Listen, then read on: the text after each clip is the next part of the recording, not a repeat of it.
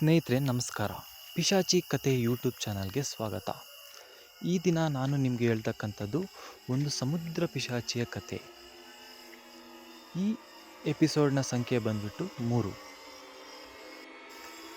ವಿಷಯ ಏನಪ್ಪ ಅಂದರೆ, ಈ ಕತೆ ಬಂದ್ಬಿಟ್ಟು ಸುಮಾರು ಒಂದು 100 ವರ್ಷಗಳ ಹಿಂದಿನ ಕತೆ. ಇದು ನನಗೆ ಬಂದಿರೋ ಮಟ್ಟಿಗೆ ಇದು ಒಂದು ನೈಜ ಘಟನೆ.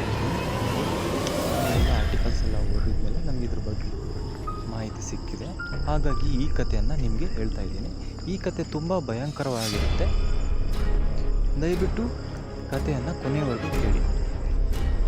ಅದು ಸುಮಾರು ಒಂದು 100 ವರ್ಷಗಳ ಹಿಂದಿನ ಕಾಲದಲ್ಲಿ ಸಮುದ್ರದ ಅಕ್ಕಪಕ್ಕದಲ್ಲಿರ್ತಕ್ಕಂಥ ಮತ್ಸ್ಯಕಾರರ ಕಥೆ ಇದು. ಆ ಮತ್ಸ್ಯಕಾರರಲ್ಲಿ ಒಬ್ಬ ಅಂದರೆ, ಈಗ ಎಲ್ಲರಿಗೂ ದೊಡ್ಡ ವ್ಯಕ್ತಿ ಅಂದರೆ ಚೇರ್ಮನು, ಈಗ ದೊಡ್ಡ ವ್ಯಕ್ತಿ ಅಂತ ಈಗ ಅವ್ರಿಗೆಲ್ಲರಿಗೂ ನೋಡ್ಕೊಳ್ಲಿಕ್ಕೆ ಅಂತಕ್ಕಂಥನು ಒಬ್ಬ ಇರ್ತಾನೆ ವ್ಯಕ್ತಿ. ಅಂದರೆ ರಾಜಮನೆತನದವನು, ಆ ಊರಿಗೆ ದೊಡ್ಡ ಯಜಮಾನ.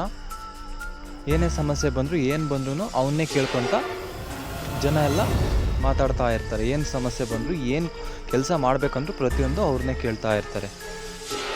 ಅವನ ಹೆಸರು ಬಂದುಬಿಟ್ಟು ರಾಜ ವಿಕ್ರಮ್ ಸಿಂಗ್. ಓಕೆನಾ. ಆಮೇಲೆ ನೆಕ್ಸ್ಟ್ ಏನಪ್ಪ ಅಂದರೆ, ಅವನಿಗೆ ಬಂಗಾರದ ಆಸೆ ತುಂಬ ಇರುತ್ತೆ ಆ ರಾಜನಿಗೆ. ಆದರೆ ಅವನೇನು ಮಾಡ್ತಾ ಇರ್ತಾನಂದರೆ, ಜನಗಳ ಮುಂದೆ ತಾನು ಒಳ್ಳೆಯವನು ಅನ್ನೋದು ರೀತಿ ತೋರಿಸ್ಕೊತಾ ಇರ್ತಾನೆ. ಆಮೇಲೆ ಒಂದು ವೇಳೆ ಇದೇ ರೀತಿ ಸಮುದ್ರದಲ್ಲಿ ಅವನವೇ ಒಂದು 50 ಬೋಟ್ಗಳಿರ್ತವೆ. ಆ ಬೋಟ್ಗಳಲ್ಲಿ ಆ ಸಮುದ್ರದ ಮತ್ಸ್ಯಕಾರರ ಕುಟುಂಬಗಳಿಗೆ ಪ್ರತಿಯೊಬ್ಬರಿಗೂ ಒಂದು ಕುಟುಂಬಕ್ಕೆ ಒಂದು ಬೋಟುಗಳ ರೀತಿ ಕೊಟ್ಬಿಟ್ಟು, ಅದರಲ್ಲಿ ಬಂದಿರತಕ್ಕಂಥ 100ಕ್ಕೆ 5 ಭಾಗದಷ್ಟು ನನಗೆ ಕೊಡಬೇಕಂತ ಹೇಳ್ಬಿಟ್ಟು ಆ ಬೋಟುಗಳನ್ನು ಅವರಿಗೆ ಬಾಡಿಗೆಯಾಗಿ ಕೊಟ್ಟು ಅವನು ಬಿಟ್ಟಿರ್ತಾನೆ. ಹಾಗೆ ಅದೇ ರೀತಿ ಅವರು ಮತ್ಸ್ಯಕಾರರು ಮೀನುಗಳನ್ನ ಇಟ್ಕೊಂಡ್ಬಂದ್ಬಿಟ್ಟು ಮಾರಾಟ ಮಾಡಿ ಅದರಲ್ಲಿ ಬಂದಿರತಕ್ಕಂಥ ಲಾಭದಲ್ಲಿ 5 ಭಾಗವನ್ನು ಅವರಿಗೆ ಕೊಡ್ತಾ ಇರ್ತಾರೆ. ಅದೇ ರೀತಿ ಕೊಡಬೇಕಾದ್ರೆ ಇಲ್ಲಿ ಒಂದು ವಿಷಯ ಏನಪ್ಪ ಅಂದರೆ, ಈಗ ಅವನು ಅದೇ ರೀತಿ ಆ ಜನಗಳ ಜೊತೆಗೆ ಒಂದು ಡ್ರಗ್ ಡೀಲಿಂಗ್ ಕೂಡ ಮಾಡ್ತಾ ಇರ್ತಾನೆ ಸಮುದ್ರದಲ್ಲಿ. ಗೊತ್ತಿಲ್ದಂಗೆ ಆ ಡ್ರಗ್ ಅಂತಕ್ಕಂಥದ್ದು, ಒಂದು ಡ್ರಗ್ಗಿನ ಪೆಟ್ಟಿಗೆ ಅನ್ನೋದು ಅದು ಸಮುದ್ರದೊಳಗೆ ಬಿತ್ತೋಗ್ಬಿಡುತ್ತೆ. ಆದರೆ ಆ ಜನಗಳಿಗೆ ಅದು ಡ್ರಗ್ ಪೆಟ್ಟಿಗೆ ಅಂತ ಗೊತ್ತಿರೋದಿಲ್ಲ. ಯಾಕಂದರೆ ಅವನು ಯಾವ ಥರ ಅದನ್ನು ಸ್ಮಗ್ಲಿಂಗ್ ಮಾಡ್ತಾ ಇರ್ತಾನೆ ಅಂದರೆ, ಮೀನುಗಳನ್ನ ಕಟ್ ಮಾಡಿಬಿಟ್ಟು ಮೀನಿನ ಬಾಡಿ ಒಳಗಡೆ ಅದನ್ನು ಇದ್ಬಿಟ್ಟು ಪ್ಯಾಕ್ ಮಾಡಿ ಆ ಥರ ಸ್ಮಗ್ಲಿಂಗ್ ಮಾಡ್ತಾ ಇರ್ತಾನೆ. ಇಂಪೋರ್ಟು ಮತ್ತು ಎಕ್ಸ್ಪೋರ್ಟ್ ಬಿಸ್ನೆಸ್ಸು. ಅದೇ ರೀತಿ ಆ ಡ್ರಗ್ಗಿನ ಪೆಟ್ಟಿಗೆ ಅಂತಕ್ಕಂಥದ್ದು ಸಮುದ್ರದೊಳಗೆ ಬಿದ್ದೋಗ್ಬಿಡುತ್ತೆ.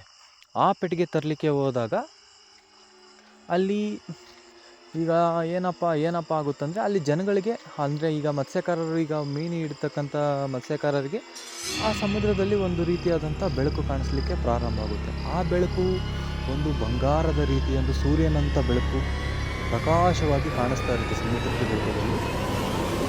ಅವರು ಅದೇ ರೀತಿ ಅಲ್ಲಿ ಹೋಗಿ ನೋಡ್ತಾರೆ. ಅಲ್ಲಿ ಬೇಕಾದಷ್ಟು ಸಾವಿರಾರು ಟನ್ನಷ್ಟು ಬಂಗಾರ ಅಂತಕ್ಕಂಥದ್ದು ಅಲ್ಲಿ ಇರುತ್ತೆ. ಆ ಬಂಗಾರ ನೋಡಿಬಿಟ್ಟು ಮತ್ಸ್ಯಕಾರರಿಗೆ ಒಂದೇ ರೀತಿ ಖುಷಿ ಆಗೋದ್ರ ಜೊತೆಗೆ ಮತ್ತು ಅವ್ರಿಗೂ ಒಂದು ರೀತಿ ಭಯ ಅಂತಕ್ಕಂಥದ್ದು ಆಗಲಿಕ್ಕೆ ಸ್ಟಾರ್ಟ್ ಆಗುತ್ತೆ. ಆಗ ಅವರು ಏನು ಮಾಡ್ತಾರೆ ಅಂದರೆ, ಅದನ್ನು ನೋಡಿಬಿಟ್ಟು ಮೇಲ್ಗಡೆ ಬಂದುಬಿಟ್ಟು ಆ ಪೆಟ್ಟಿಗೆ ತೊಗೊಂಡು ಮೇಲ್ಗಡೆ ಬಂದು ಅವರ ಯಜಮಾನಿಗೆ ಹೇಳ್ತಾರೆ.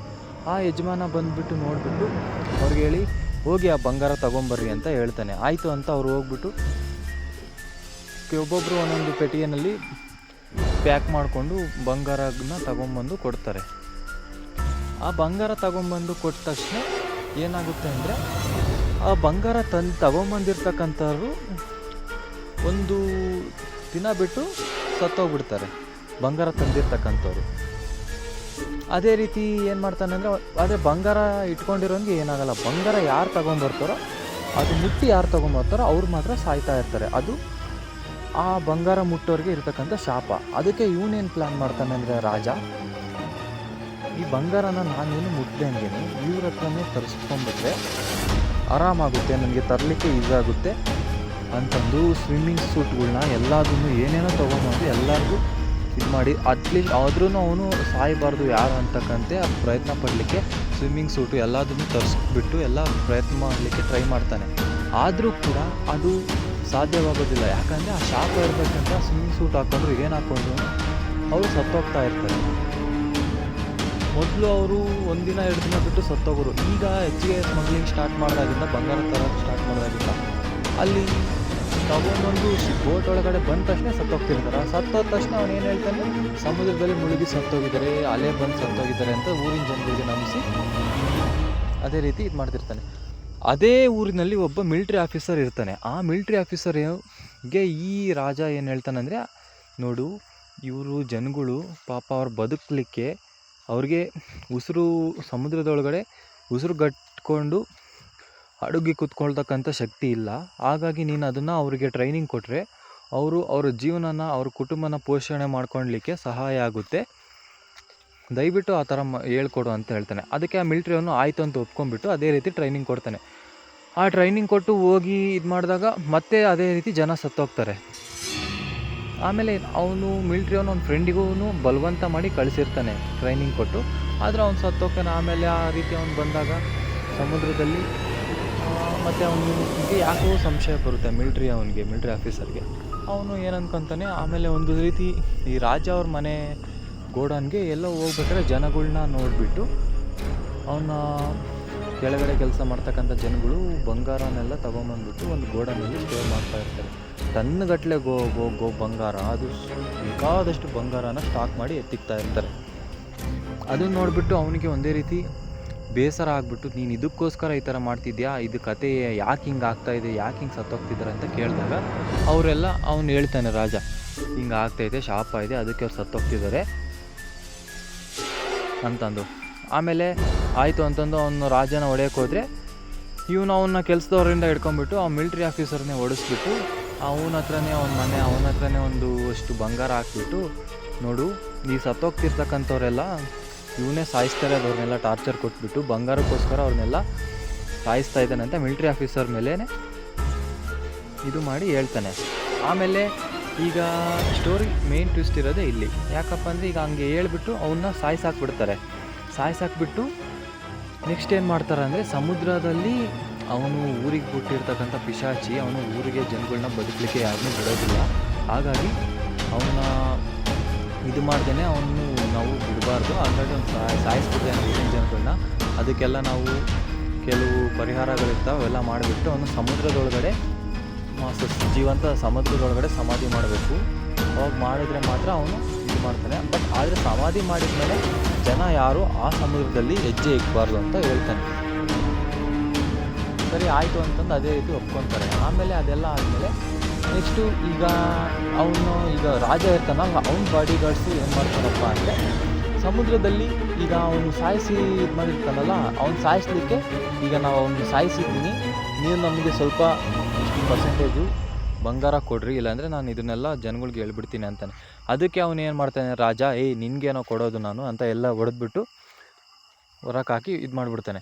ಆದರೆ ಆ ಹುಡುಗರಂಥವ್ರು ಅವರಿಗೆ ಸಿಟ್ಟು ಬಂದುಬಿಟ್ಟು ಏನು ಮಾಡ್ತಾನೆ ಅಂದರೆ, ರಾಜ ಅವನು ನಡ್ಕೊಂಡು ಹೋಗ್ತಿರ್ಬೇಕಾದ್ರೆ ಅವನ್ನ ಹಿಡ್ಕೊಂಡು ಸಾಯಿಸ್ಬಿಟ್ಟು ಇವ್ರು ಏನು ಮಾಡ್ತಾರೆ ಅಂದರೆ, ಆ ಪೆಟ್ಟಿಗೆನಲ್ಲಿ ಆ ಮಿಲ್ಟ್ರಿ ಆಫೀಸರ್ನ ಸಾಯಿಸ್ಬಿಟ್ಟು ಪೆಟ್ಟಿಗೆನಲ್ಲಿ ತುಂಬಿಕ್ಕಿರ್ತಾರಲ್ಲ, ಆ ಪೆಟ್ಟಿಗೆನಲ್ಲೇ ಇವನ್ನೂ ಕೂಡ ಇದು ಮಾಡಿಬಿಟ್ಟು ಕಲ್ಲು ಕಟ್ಟಿಬಿಟ್ಟು ಸಮುದ್ರದೊಳಗಡೆ ಹಾಕ್ಬಿಡ್ತಾರೆ. ಆಮೇಲೆ ಕತೆ ಸ್ಟಾರ್ಟ್ ಆಗೋದೆ ಇಲ್ಲಿಂದ. ಸಮುದ್ರದೊಳಗಡೆ ಹಾಕಿದ್ಮೇಲೆ ಏನಾಗುತ್ತಪ್ಪ ಅಂದರೆ, ಆ ಮಿಲ್ಟ್ರಿ ಆಫೀಸರು ಅವನ ಸಮಾಧಿ ಮತ್ತು ಈ ರಾಜನ ಸಮಾಧಿನೂ ಎರಡೂ ಇದು ಮಾಡಿ ಸಮುದ್ರದಲ್ಲಿ ಹಾಕ್ಬಿಡ್ತಾರೆ. ಆಮೇಲೆ ಆ ಸಮುದ್ರದಲ್ಲಿ ಯಾರೋದ್ರೂ ಅವ್ರು ಸತ್ತೋಗ್ತಿರ್ತಾರೆ. ಯಾಕಂದರೆ ಅವರು ಮಿಲ್ಟ್ರಿ ಆಫೀಸರು ಸಾಯಿಸ್ತಾ ಇದ್ದಾನಂತ ಜನಗಳು ಮಾತು. ಆದರೆ ಆ್ಯಕ್ಚುಲಿ ಇಂಪ್ಯಾಕ್ಟ್ ಇರೋದು ಏನಂದರೆ, ಆ ರಾಜ ಸಾಯಿಸ್ತಾ ಇರ್ತಾನೆ. ಜನಗಳ್ಗೆ ಯಾರಿಗೂ ಗೊತ್ತಿರಲ್ಲ, ಯಾಕಂದರೆ ರಾಜ ಸತ್ತೋಗಿದ್ದಾನೆ ಅಂತ. ಯಾಕಂದರೆ ಇವರು ಇದು ಮಾಡಿ ಅವರೇ ಸಾಯಿಸಾಕಿರೋದ್ರಿಂದ ಜನಗಳಿಗೆ ಗೊತ್ತಿರೋದಿಲ್ಲ ರಾಜ ಸತ್ತೋಗಿದ್ದಾನೆ ಅಂತ. ಹಾಗಾಗಿ ಹಂಗೆ ಹೋಗ್ತಾ ಏನಾಗ್ತಾನೆ, ಅವನಿಗೆ ಒಬ್ಬ ಮೊಮ್ಮಗ ಇರ್ತಾನೆ, ಮಗನ ಮಗ. ಅವನು ಈಗ ಅನಾಥವಾಗಿ ಅದು ಇದು ಸಣ್ಣ ಪುಟ್ಟ ಕೆಲಸ ಮಾಡಿಕೊಂಡು ಬದುಕ್ತಾ ಇರ್ತಾನೆ. ಒಂದು ಸತಿ ಅವನಿಗೆ ಇದೇ ರೀತಿ ಸಮುದ್ರಕ್ಕೆ ಹೋದಾಗ ಅವನಿಗೆ ಕಾಣಿಸ್ಕೊತಾನೆ ಭಯಂಕರವಾದಂಥ ರೂಪ. ಆ ರೂಪದಲ್ಲಿ ಅವನ ಜೊತೆ ಸ್ನೇಹಿತರು ಕೂಡ ಹೋಗಿರ್ತಾರೆ ಸಮುದ್ರದಲ್ಲಿ ಒಂದು ಡೀಲ್ ಮಾಡಲಿಕ್ಕೆ. ಆಗ ಹೋದಾಗ ಅವನು ನೋಡಿಬಿಟ್ಟು ಅವನಿಗೆ ಎದುರುಬಿಟ್ಟು ಅವನ ಫ್ರೆಂಡ್ಸ್ನೆಲ್ಲ ಸಾಯಿಸ್ತೀನಿ, ಇದೇ ರೀತಿ ನೀನೇ ಅವನಿಗೆ ಇಲ್ಲಿವರೆಗೂ ಕತೆ ಏನಪ್ಪ ಅಂದರೆ, ಅವ್ರ ಜನ ಎಲ್ಲ ಯಾಕೆ ಸತ್ತೋಗ್ತಿರ್ತಂದರೆ ಯಾರಿಗೂ ಗೊತ್ತಿರೋದಿಲ್ಲ. ಆ ರಾಜನ ಮೊಮ್ಮಗನಿಗೆ ಅದ್ರ ಬಗ್ಗೆ ಗೊತ್ತಾಗುತ್ತೆ. ಆಮೇಲೆ ಅದಕ್ಕೆ ಪರಿಹಾರ ಏನಪ್ಪ ಅಂದರೆ, ಇದನ್ನು ಗಾಳಿಗೆ ಮತ್ತು ನೀರಿಗೆ ಯಾವುದಕ್ಕೂ ಮುಟ್ಟದೇ ಇರ್ತಕ್ಕಂಥ ಜಾಗದಲ್ಲಿ ಅದನ್ನು ನಾವು ಭಸ್ಮ ಮಾಡಿದ್ರೆ ಆ ಪರಿಹಾರ, ಆ ಆತ್ಮ ಅಂತಕ್ಕಂಥದ್ದು ಸಂಪೂರ್ಣ ನಾಶ ಆಗುತ್ತೆ ಅಂತಂದು. ಆವಾಗ ಏನು ಅನ್ಕೊತಾನಂದರೆ, ನನಗೆ ಈ ಹಣ ಏನೂ ಬೇಡ, ನನ್ನ ಫ್ಯಾಮಿಲಿಯಿಂದ ಜನಗಳಿಗೆ ಎಷ್ಟೊಂದು ತೊಂದರೆ ಆಗ್ತಾಯಿದೆ, ಅದರಿಂದ ನಾನು ಜನಗಳನ್ನ ಕಾಪಾಡಿದ್ರೆ ಸಾಕು ಅಂತ ಹೇಳಿಬಿಟ್ಟು ಆ ರಾಜನ ಮತ್ತು ಮಿಲಿಟರಿ ಆಫೀಸರ್ನ ಇರ್ತಕ್ಕಂಥ ಸಮಾಧಿನ ಮೇಲ್ಗಡೆಯಿಂದ ತೆಗೆದ್ಬಿಟ್ಟು, ಆ ಪೆಟ್ಟಿಗೆನ ತೆಗೆದ್ಬಿಟ್ಟು ಸಮುದ್ರದ ಗರ್ಭದಿಂದ ಅದನ್ನು ತಗೊಂಡು ಬಂದುಬಿಟ್ಟು ಒಂದು ಗುಡ್ಡದ ಮೇಲೆ, ಅವ್ರು ಮೊದಲೇ ಹೇಳ್ದಂಗೆ ನೀರಿಗೂ ತಾಕಬಾರ್ದು, ಭೂಮಿ ಮೇಲೆ ಇಡಬಾರ್ದು ಅನ್ನೋ ರೀತಿ ಇರೋದ್ರಿಂದ ತಗೊಂಡೋಗಿ ಗುಡ್ಡದ ಮೇಲೆ ಇಟ್ಬಿಟ್ಟು ಅದನ್ನು ಭಸ್ಮ ಮಾಡ್ತಾರೆ. ಭಸ್ಮ ಮಾಡಿದಾಗ ಆ ಶಾಪ ಅನ್ನೋದು ಮತ್ತು ಆ ಜನಗಳಿಗೆ ಆಗ್ತಿರ್ತಕ್ಕಂಥ ಆ ಸಮುದ್ರದಲ್ಲಿರ್ತಕ್ಕಂಥ ಶಾಪ ಅನ್ನೋದು ಪರಿಹಾರ ಆಗುತ್ತೆ. ಈ ಸ್ಟೋರಿ ಇಲ್ಲಿಗೆ ಎಂಡ್ ಆಗುತ್ತೆ. ನಿಮ್ಗೆ ಈ ಸ್ಟೋರಿ ಯಾವ ಥರ ಅನಿಸುತ್ತೆ? ಇಷ್ಟ ಆಗಿದೆ ಚಾನಲ್ಗೊಂದು ಲೈಕ್ ಮಾಡಿ, ಸಬ್ಸ್ಕ್ರೈಬ್ ಮಾಡಿ. ಧನ್ಯವಾದಗಳು.